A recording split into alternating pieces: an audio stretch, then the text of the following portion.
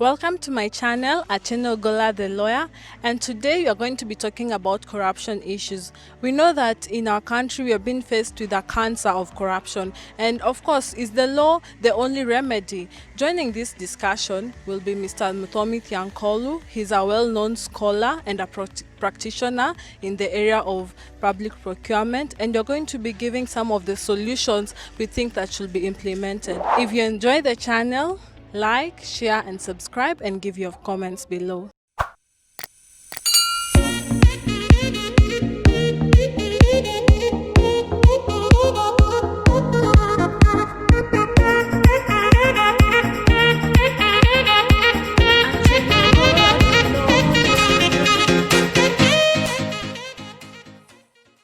Today we are going to be having our guest, Mr. Muthomi Thiankolu. Thank you, sir, for agreeing to have this interview with me. And before we begin, kindly give us your bio and tell us about yourself. Many thanks, Atieno. As you said, my name is Muthomi Thiankolu. I am an advocate of the High Court of Kenya, practicing with a firm called Muthomi and Karanja Advocates, in which I am the partner in charge of dispute resolution. Additionally, I teach law at the University of Nairobi School of Law, where my official designation is lecturer. Yeah, thank you so much. And as I was thinking of who to talk about with this subject of corruption and procurement laws, of course your name came to my mind. Actually, I was suggested to you by someone. It's because I've seen you written a couple of articles on procurement laws. And even before we begin delving into that matter, corruption is defined widely. Where do we draw the line? Is it only in matters of public issues, or also corruption can be also happening in the private sphere? Corruption is basically an issue in the realm of the subject of ethics. And although the discussion in the public sphere has tended to focus on the technical, legal meaning of corruption, which is abuse of public office for private gain. The truth of the matter is that the concept of corruption is much broader than that legal conception, and in my view, it is the failure to appreciate the fuller dimensions of the problem in their ethical, in their moral perspective, and to focus unduly on the legal responses to it that has resulted in a situation where we don't seem to find a lasting solution, because it's basically a reflection of a personal and societal values, and someone who doesn't have the right set of personal attributes, personal moral code, personal ethic code, a personal commitment to probity, which of course at the societal level would be an assumption that such a commitment, such ideals are shared by the vast majority of the population. Then you find the levels of tolerance in any one given society for corruption and unethical behavior in general will tend to depend on the number of individuals in that population, or the percentage of individuals in that population who were willing to cut corners, so to speak, where there are dilemmas that involve an ethical or moral judgment. Yeah, so basically you're saying corruption is more of an ethics issue, and it can happen both in the public and private sphere, right? Yes, it can happen, and as a matter of fact, it happens every day in both public and private spheres. And that's why I said, for me, the issue whether a society is able to combat corruption effectively is partly an issue of the structural integrity of the laws they have designed to deal with the problem. But equally important is the levels of tolerance for unethical behavior in that society. And if I may give you maybe an odd example, There are societies that do not have strong laws and institutions for combating corruption, yet the incidence of corruption in those societies is very low. There are countries, for instance, where persons who are caught out engaging in corruption commit suicide because their life is finished. Once they are caught out, no one wants to be seen with them, no one wants to associate with them.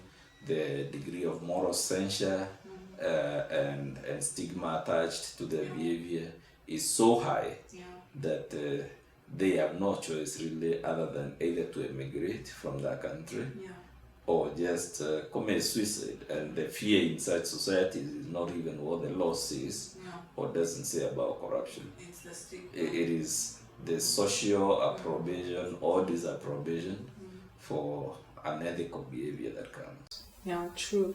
And I don't know if in Kenya really we have that stigma, or I don't know, people are used to corruption to the point that it no longer attracts any sense of fear, or I don't know what you could comment about the Kenyan situation of corruption, because I think we're now used to scandals. We're just like, which one is the next, and people, it's like people are used to it, that it does not affect them, yet it's their hard-earned money that is used in these corruption scandals. The reason the levels of tolerance for corruption in Kenya are very high is multifaceted. And I've always suggested perhaps the reason we don't get to resolve this problem is we tend to have a linear thinking of it, which is only to say for lawyers like you and me, we throw the law at every problem that comes our way, when maybe the problem is much more complex and requires a combination of, or rather a cocktail, to use maybe the language from the medical world. Sometimes when you have an ailment, your doctor will tell you, you need antibiotics, you need good dieting, you need good exercise, you need to change your lifestyle. And the solution to your disease might not lie in, say, the medicine alone, or a change of lifestyle alone, or in a change of diet alone, but a combination of all those things. And there is a way I feel in this country, the issue of corruption has been over-legalized, for lack of a better word. So for me, it's a question of, if I tell you my own perspectives as to why the tolerance levels are so high, and why the incidence of corruption in Kenya is very high. There are many of them, and if I may give you a quick list, one of them has to do with the very legitimacy of our country and its institutions. Our country, or the country we call Kenya, is not an entity the people we say are its citizens established. The truth of the matter is that in the year 1884, some Europeans met in Berlin, and without consulting any one of our forebearers, drew what, in my view, were artificial boundaries, lumping everyone together. In the case of Kenya, you could loosely speaking say they lumped 40 countries, or depending on the number of tribes. Sometimes we argue whether it's 40 or 42 or 45.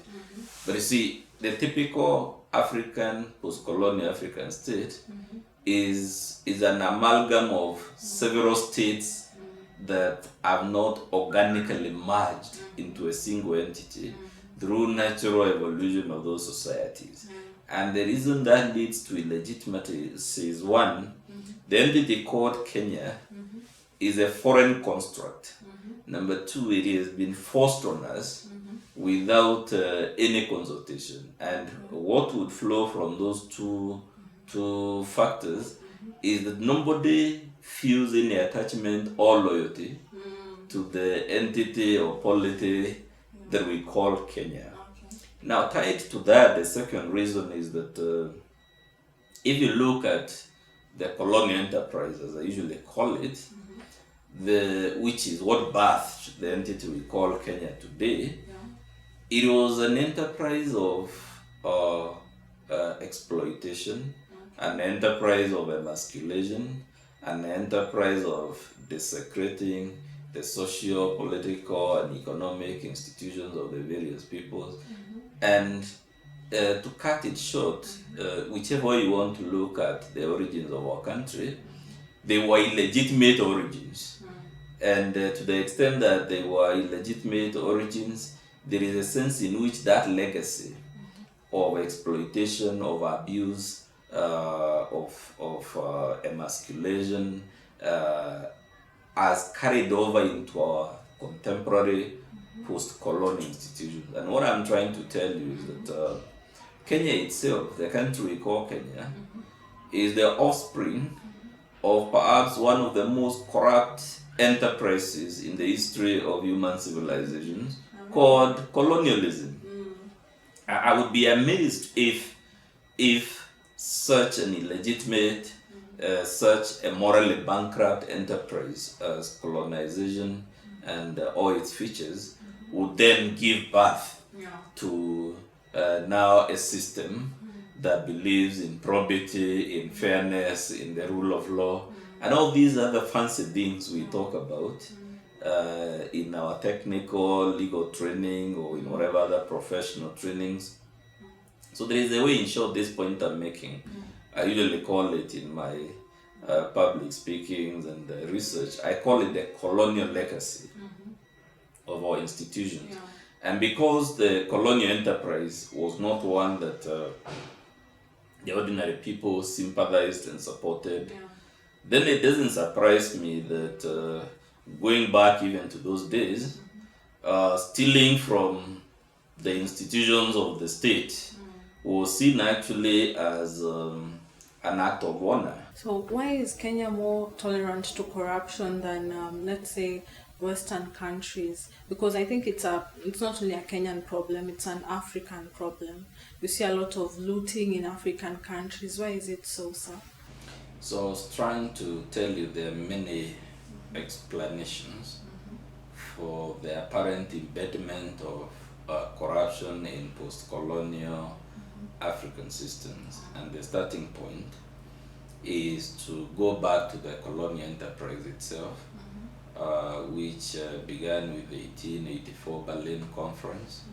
Most of, if not all, post-colonial African states are artificial entities. They are not entities that have organically evolved, acquiring the loyalty and patriotism and legitimacy among the people who occupy those territories. Instead, what happened is that the Europeans, without consulting any of our forefathers, forced them to belong to what, in my view, were artificial states.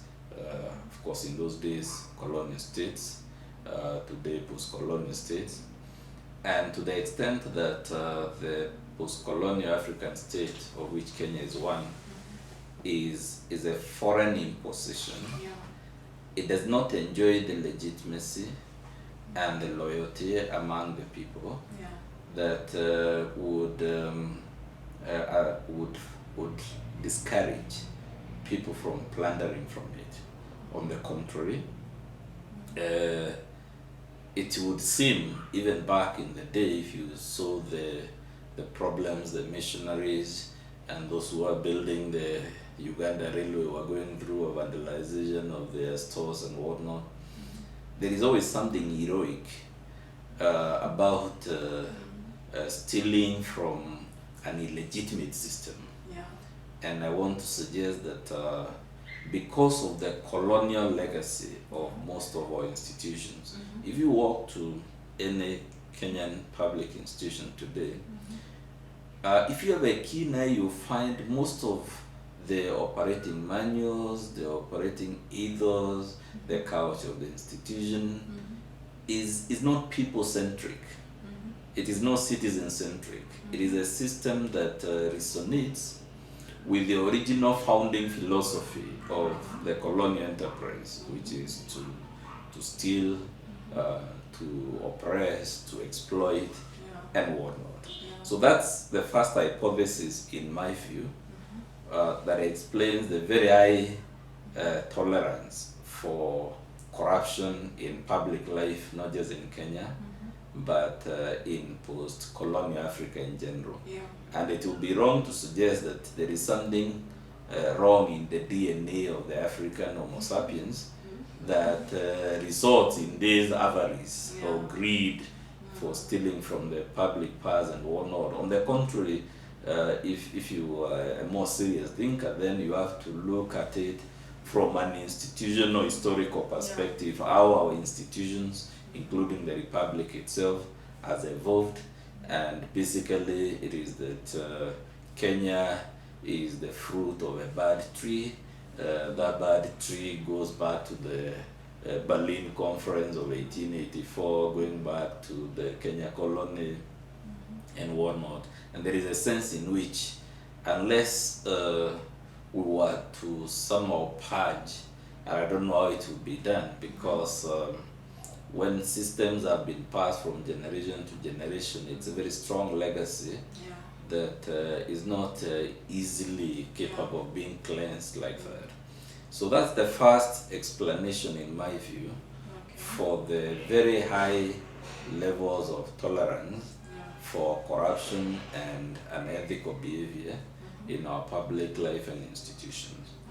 The second one, which is the one that the intelligentsia, people like you and me, relate to, has to do with the structural soundness of our responses to the problem of corruption. And the problem here, in my view, is that somebody seemed to have lied to us and to our forebears that you can fight corruption using exclusively legal tools, that once you get the law, then you have enough armament for combating this enemy we call corruption. And I told you earlier on that the best analogy to show you how insufficient law is as a tool for combating corruption is to think of what happens in the medical world, where if you suffer a particular malady, the doctor may prescribe to you not just medicines and injections, but may also tell you you have to complement the medicines with good diet. You have to complement the medicines with exercise. You have to complement the medicines with a change of lifestyle, among other things. And the problem in Kenya, in my view, is we have over-relied on the law as a tool for combating corruption. The third reason, which is still tied to the law, is that the laws we have relied upon are actually structurally defective. And to the extent that they are structurally defective, then they're incapable of effectively fighting corruption. And what I mean by them being structurally defective is that most of our laws confer either very broad or poorly circumscribed powers and discretion on public servants. If you pick the Public Procurement Act, for instance, the 2015 version, all the powers of virtually every aspect of the public procurement system are vested in a single guy called the accounting officer. The act is structured as though the accounting officer and the public agency are one and the same, or they are outer egos of the other. Clearly, when you confer such broad power and discretion without sufficient checks and balances, or without adequate checks and balances, then corruption can only thrive. You don't need to be a genius to know. It can go very far if the structure of the tools you're using. But then even that law itself, which is the fourth reason, that defective law we rely upon, is itself a foreign imposition. Just like our state is a foreign imposition on us. What actually happened is, for many years, the Kenyan people and their government did not mind leaving procurement unregulated, which was a perfect breeding ground for corruption. Yes. And between 1963 to the year 2001, almost 40 years, this country had no law on combating public procurement corruption. Wow. And that says a lot about whether, as a people, as the citizens of this republic, we genuinely believed in the need to combat corruption in public life. So, sir, you're talking about defective laws. Yes. And I'm thinking now about our Constitution, Chapter 6, and we've just seen just recently that Mombi Gugi gave life to that. And you're also talking about the procurement laws, centering so much power around the accounting officer.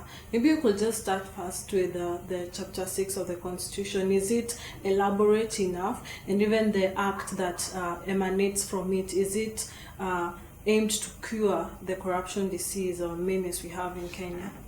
It can't. In my view, Chapter 6 is out of sync with the type of people we are.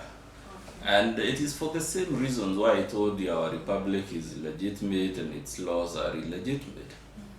Many people lie to you that Kenya has the best constitution in the world and Chapter 6 is such an amazing chapter of our constitution and whatnot. What few people tell you is that our 2010 constitution is a copy and paste job. Yes. It was copied and pasted from the Constitution of South Africa, Sure. from the Constitution of Germany, and it's generally a document that does not speak to the type of people we are. Yes. And just like our republic, it is only our republic because somebody forced our forebears to be in these boundaries. Most of us, if we had been left to evolve organically, Kenya would have a Kikuyu republic, it would have a Nandi republic, a Luo republic. We would not have an entity, a collective republic called the Republic of Kenya. So in my view, Chapter 6, while good on paper, it's just a beautiful poetry that speaks to a people that are not very beautiful in terms of probity and commitment to ethics and whatnot. And I think the mistake many people tend to make is to assume that you can use laws to make a good society.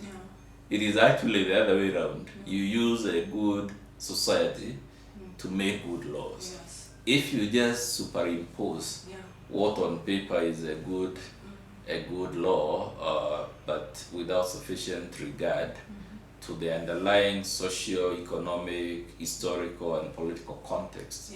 If the drafters of our Chapter 6, for instance, had reflected sufficiently on some of the things I'm telling you, like our colonial legacy and the legitimacy of the post-colonial African state, if they had put sufficient thought into the political economy of Kenya, whether as a matter of contemporary realities or how our political economy has evolved from the colonial times to date, you'd clearly have seen that Chapter 6 stood no chance. And it's not just Chapter 6. I dare suggest that, just like I said earlier on, you cannot deal with the complex, multidimensional problem like corruption by throwing laws in its direction and hope that it will be fixed. I have to keep reminding you that medical example, that the laws have to be, and that's why earlier on I told you of countries where they don't even have the law, but their tolerance rates for corruption and plunder of public resources is very low. And it simply means, even in law school, I think somebody taught one of the theories of law, that law is a tool of socio-economic and political engineering. When you're doing an engineering project, if you're doing a structure, say where we are, you have to factor what is the soil type on that site. You have to factor what are the climatic conditions. If it's a very windy place, if it's a swampy place, if it is black cotton soil, whether it has a firm bedrock or you need to dig deep to arrive at firm bedrock to build your foundation for that structure. You don't just superimpose some beautiful structure on a very bad superstructure and assume, I mean, even the good book itself says, if you build your beautiful house on a foundation of sand, when the storms come, it will be swept away. And I dare suggest to you, our chapter 6 is built on quicksand. Our anti-corruption laws are built on quicksand. Our public procurement laws, to the extent that the underlying objective is to fight corruption, are built on quicksand, because whoever designed all these laws did not think the way a creative designer or engineer should think and ask, what is the prevailing socio, economic, and political context? What is the environment in which these laws are supposed to work? Yes. If you're enacting a procurement law for that country where people commit suicide once they are caught out with their hand in the public till, it would be a very different type of challenge from designing a law to fight corruption in a country where you steal the public coffers and you're so likable to the public that they will elect you the president, they will elect you as their governor, they will elect you as their member of parliament and whatnot. So in my view, very little thinking has actually gone into designing our post-colonial laws and institutions. And I'll tell you a fifth reason why corruption is so embedded in our public life in Kenya. In the year 1971, the government of the Republic of Kenya formed a commission, usually called the Dego Commission, led by the late Philip Dego. Philip Dego was the governor of the Central Bank of Kenya at one time, and he was one of the people who are very close to our founding president and our founding fathers. And basically their mandate was to establish the terms of service for persons who are public servants and public officers in Kenya. And one of the things they had to confront was whether people who work in the public sector should be allowed to at the same time engage in private business, and more specifically, should they do business with the state. And the decision they made, which up to date as we speak, reflects the overarching policy of the government of the Republic of Kenya, is that you can be the holder of a public office and nonetheless engage in private business, and you can also engage in business with the state. If you look at some of the countries that seem to be making strides in the fight against corruption, one of the overarching legal and policy instruments they have is a prohibition on public servants doing business with the state, because then the obvious conflict of interest will mean the public will get shortchanged through corrupt deals and whatnot. And so that maybe we move out of this area, I can tell you without having to go, because we would have to discuss it until the second coming, that there are 1,001 reasons why our laws and institutions are unable to effectively fight corruption, and that situation will remain so for as long as we don't go back to the drawing board to reflect on whether we actually have the right tools to fight corruption. Yes, I totally agree with you, because if I remember the jurisprudence discussion on whether law can really give effect to change in morality, the law is not really an end, it's just a means. But of course in Kenya, I mean, everyone wants to take everyone to court for all sorts of things, and now we are talking about court. And of course everyone is losing hope in the government of the day because of the numerous corruption scandals. Now, can we say the judiciary is the only hope or beacon of hope to Kenyans? Because I mean, now people are like, who will help us in fighting this menace that we have? Actually, I'm one of those who don't believe the judiciary is the messiah that is supposed, because just like we erroneously believed that having chapter 6, we erroneously believed having procurement laws and having anti-corruption laws will resolve this problem. It would be another similar mistake for anyone to assume that one organ of government is where all our hopes and aspirations on this issue should lie. I don't believe that even if you had a judiciary as committed as it can possibly be, you see, our judiciary emanates from us. The judges that preside in those courts are Kenyans. Yes. They have been part of this colonial legacy and all these other factors I was talking about. Yeah. So then it would be unfair, actually, in my view, for us to load the entire problem on the judiciary and expect that the solution will emanate from them. Having said that, I must say that speaking of institutions, I think the judiciary is one institution that has been unfairly blamed. Yes. Or unfairly laden with unreasonable expectations in terms of the fight against corruption. Yeah. Because first of all, the judiciary comes at the tail end. Its intervention is exposed. The judiciary can only deal with corruption after the event, Yes. after there have been investigations, arrests, prosecutions, and whatnot. If you have to have a sound, ensemble of weaponry for dealing with corruption, one would assume that it would be more targeted towards preventing corruption from taking place before you even come to the question of how do you correct its impact through the judicial process. And number two, if you have enacted bad laws, like I just told you, a court is usually styled a court of law. Judges will use those bad tools to do the job. Now, if you give your workman or woman a set of bad tools and expect them to do a good job, how is it supposed to work?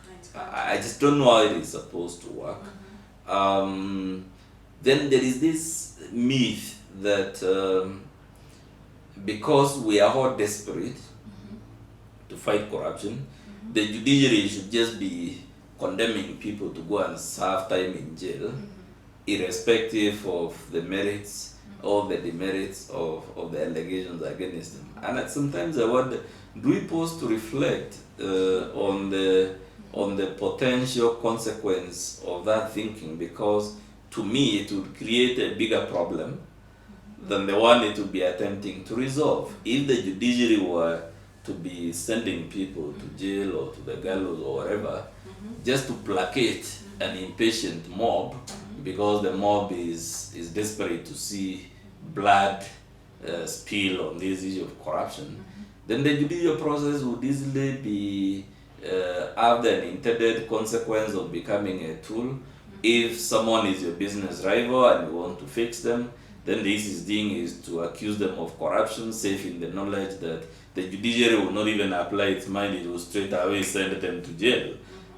If someone was competing with you for the affections of a boyfriend or girlfriend and you're standing in their way, then the best way to get rid of you would be to accuse you of corruption using trapped charges. If someone was your political competitor and they want to get you out of the way. So in my view, this false narrative, and I'm calling it false because that's what it is, that the judiciary is the weakest link in the fight against corruption, should be seen as just political spin by a political class that has never really been interested in fighting corruption. Yes. And it has no incentive, because if you go back to the issues I've told you, and if you understand the political economy of Kenya, then you don't expect any of our leaders and policymakers and senior government officers, you don't expect them to have a serious incentive or drive to actually deal with the problem of corruption. Of course, for purposes of political survival and legitimacy, they will spin the rhetoric that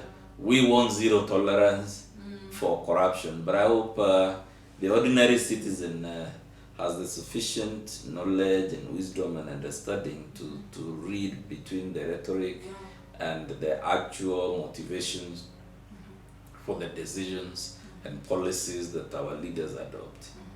So in short, what I'm getting from you, we need a review of our laws, because the current laws as they stand will not serve to fight any of the big scandals that we are seeing, or rather they will still continue emerging. And also it's a change of our national ethos. But apart from what you're saying about the defective laws and the ethos that we have in Kenya, would you also think that it's because of partly our system of electing leaders? Because I think also, is it that the common wananchi does not know who to choose to represent them, or what do you think about what I'm putting to you?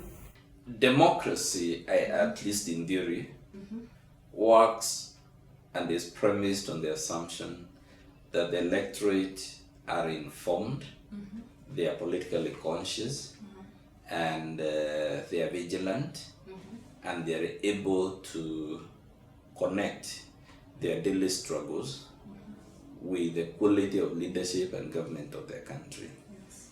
Unfortunately, in Kenya and in most of post-colonial Africa, the levels of ignorance are so high that even our founding fathers, if you recall, Session of Paper number 10 of 1965, they identified our existential threats as poverty, disease, and ignorance. And as long as ignorance abounds, then democracy is not bound to work, at least as you'd expect, reading a textbook on all these nice things we read in law schools, rule of law, constitutionalism, and whatnot. So there is a sense in which, I don't know, for lack of a better word, the quality of the citizenry is such that for some time, definitely in the next 3 or 4 generations, not much will change.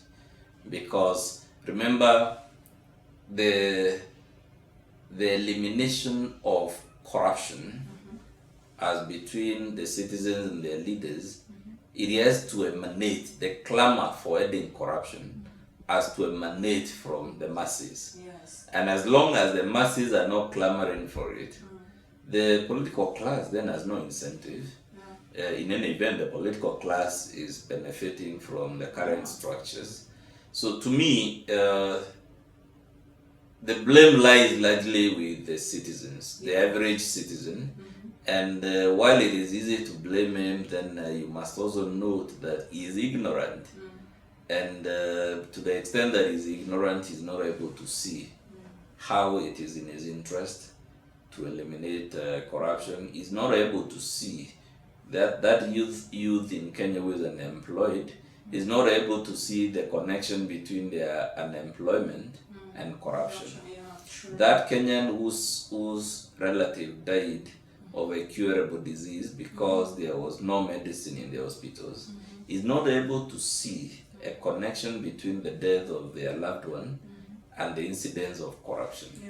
That citizen whose relative died in a road accident because the engineers built a narrow road, or the engineers built a road that the potholes, and the accident occurred because the driver was trying to avoid the pothole. The citizen is not able to link that death to corruption. That citizen who is sleeping angry, or who is toiling so hard but lives a day at a time, even after they toil and toil like a slave, they only earn a day's meal, and the next day they have to toil again, and there is nothing that remains for the following day.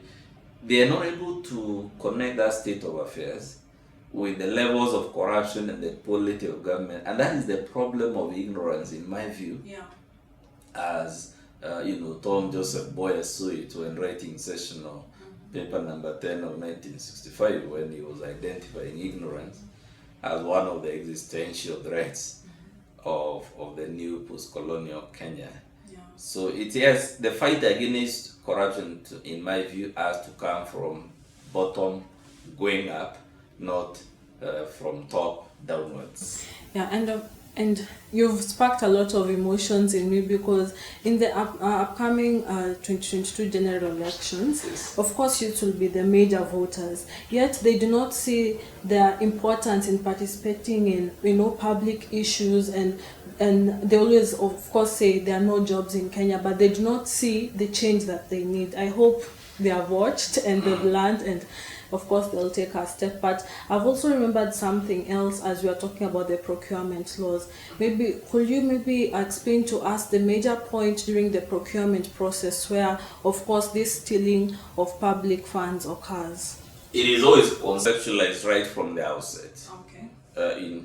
We've done a lot of public procurement cases in this law firm, and a lot of public procurement law consultancies.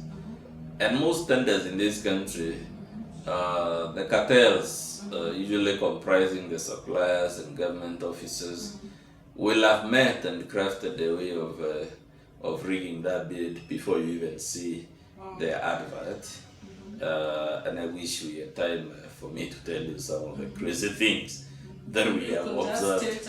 I mean, we have done cases in this farm, for instance, where tender documents are changed, and the person who won the tender on the record did not even receive the amendments, but they submitted a bid that was compliant with the amendments. How did that happen?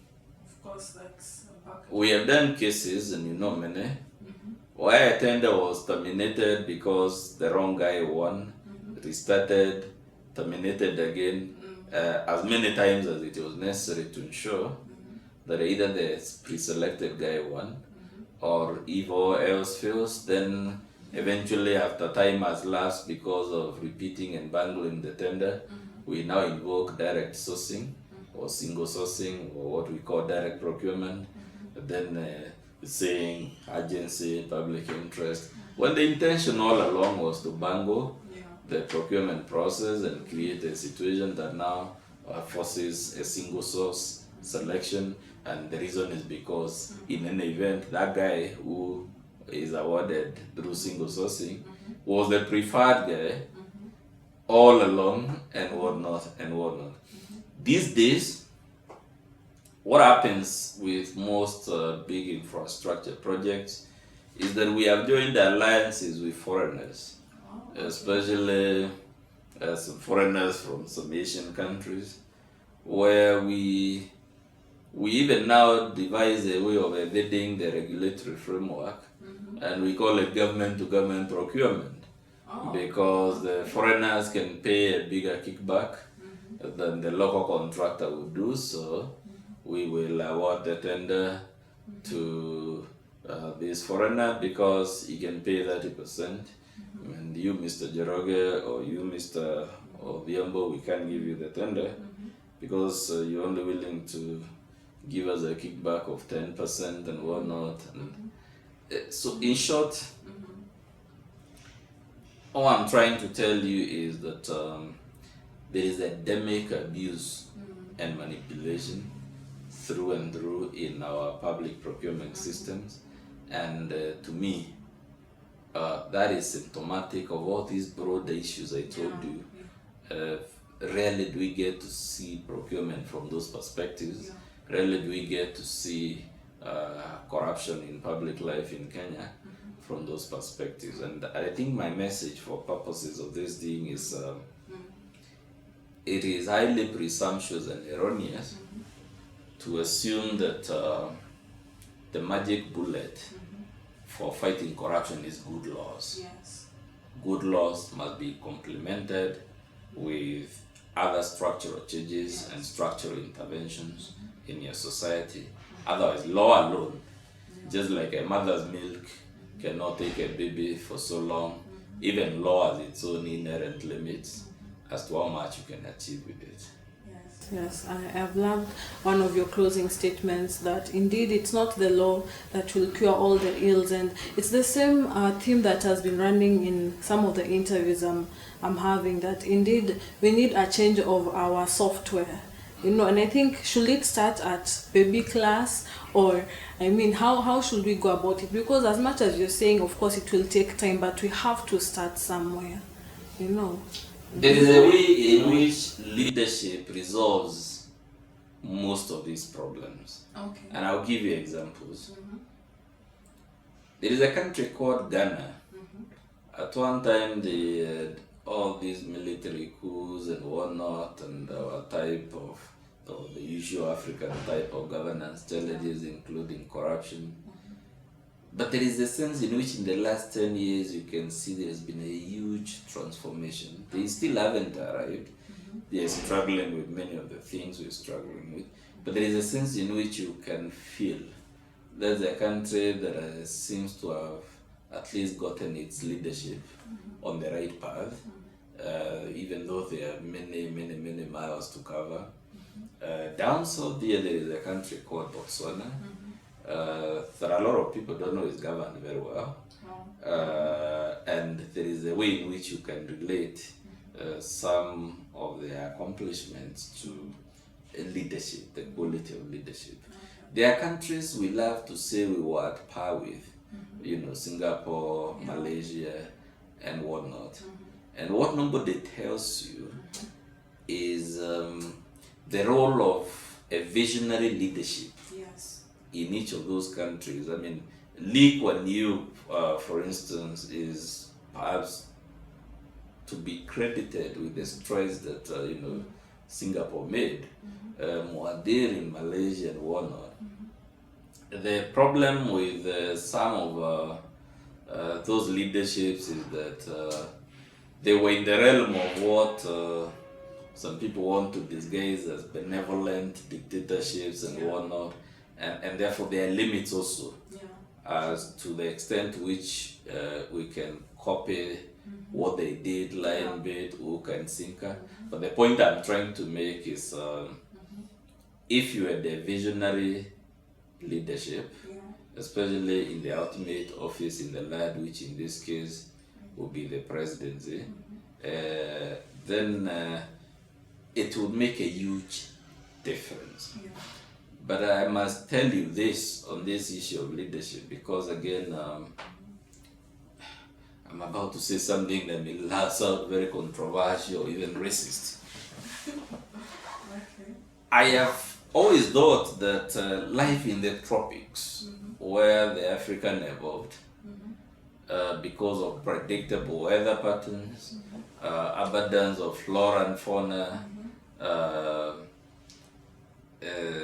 lots of rainfall, lots of food and whatnot, then these huge landmass blockading easy movement from one place to another. There's a way we never evolved as societies, and I'm speaking of Black Africa, Sub-Saharan Africa.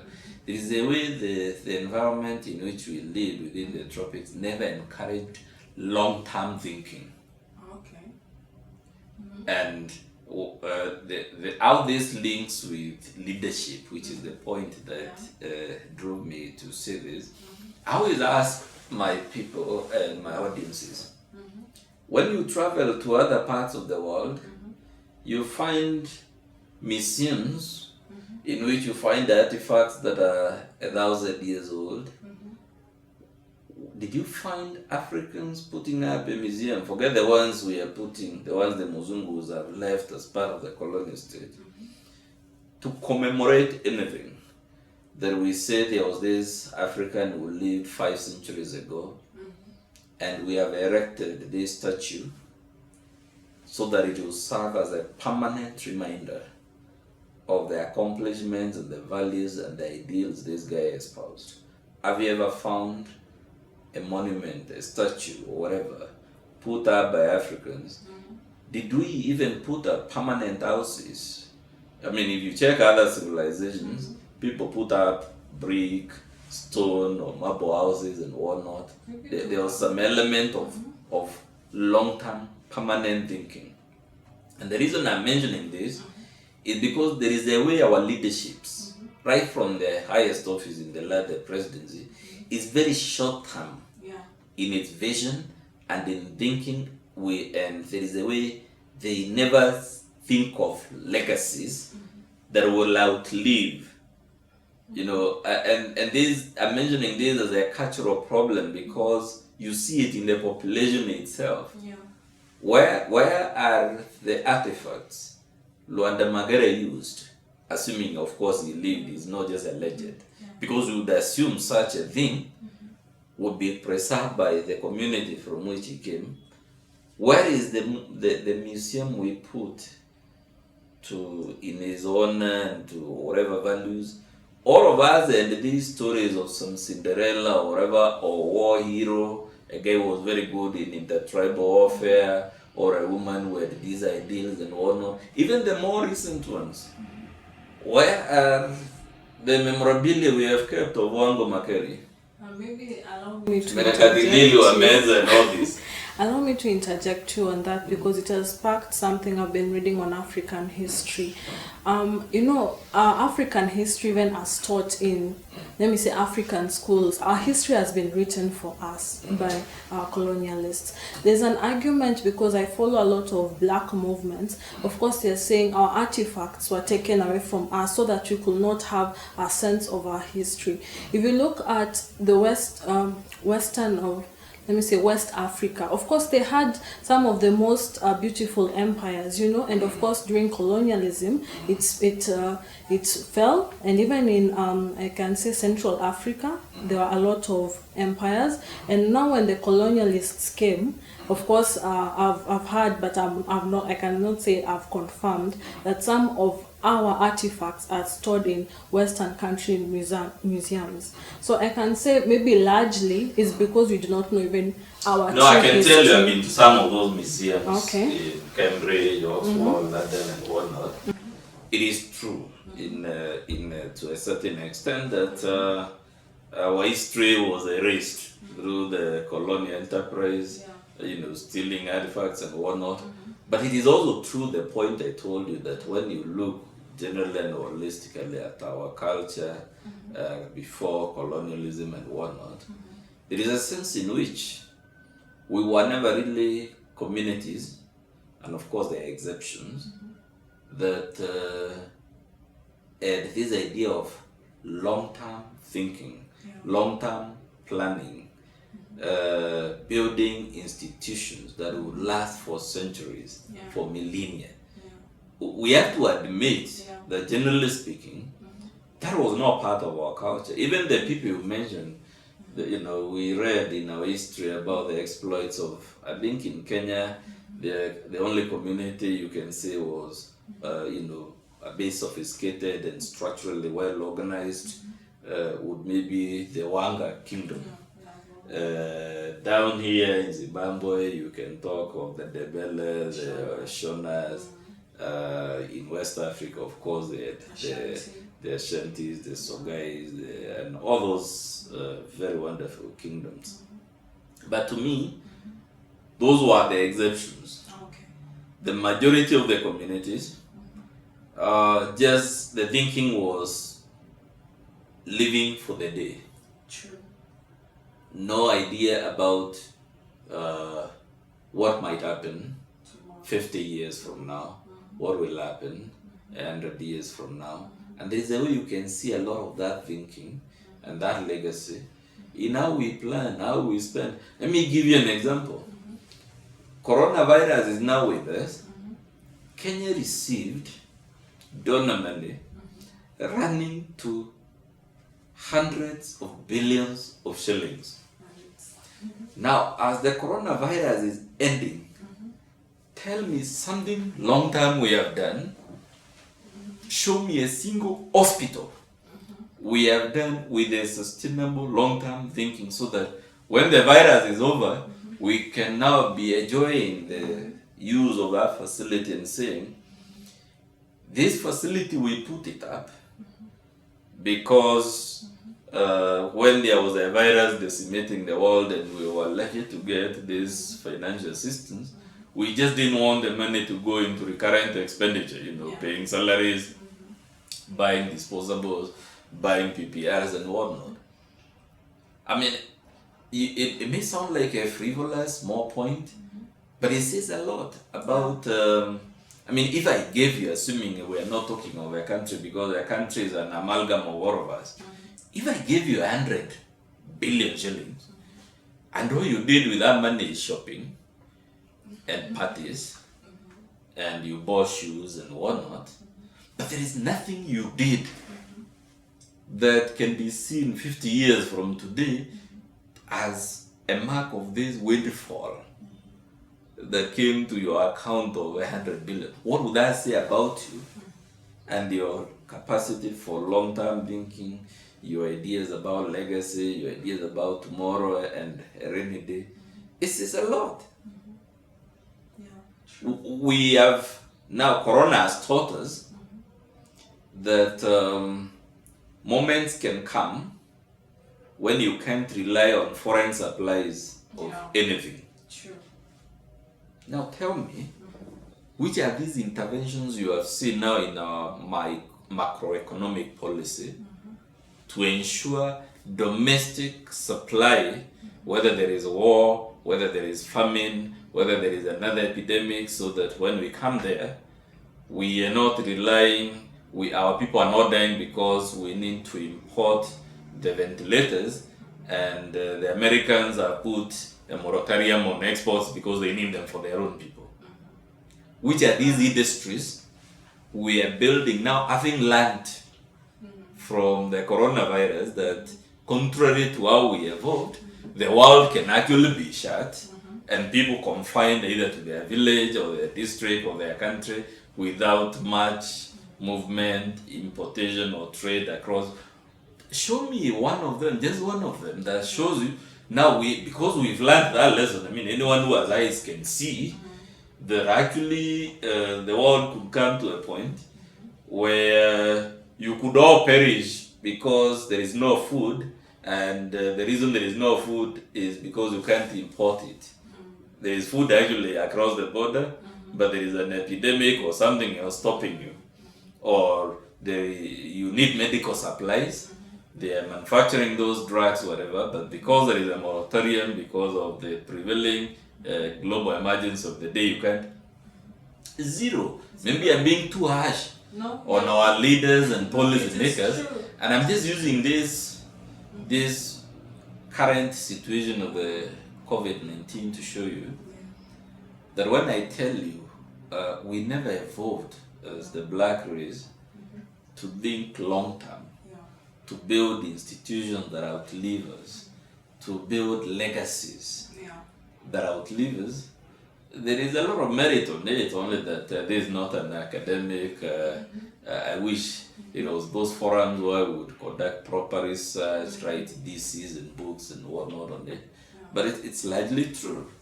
And there is a way that inability or refusal or lack of incentive, whatever you call it, to think long term is reflected in this fight about corruption and whatnot. Oh, I'm just having a light bulb moment in everything that you're saying, and I totally agree. And I would have loved to continue this discussion, but of course there's so much to be talked about. But I hope the viewers have been able to capture at least a few things that they could actually reflect on moving forward, because as you've said, we've not seen any changes. It seems like Kenyans, we never learn. We're actually so used. We glorify corruption scandals, like which one is next. But I think if we want to give our future generations a better Kenya, we should actually reflect, because it's only less than 2 years to the next general election. And of course, as you said, the leadership reflects the people. So it was nice having you, sir. Thank you. I think it was my honor and privilege, and very happy to have had the opportunity to speak to you.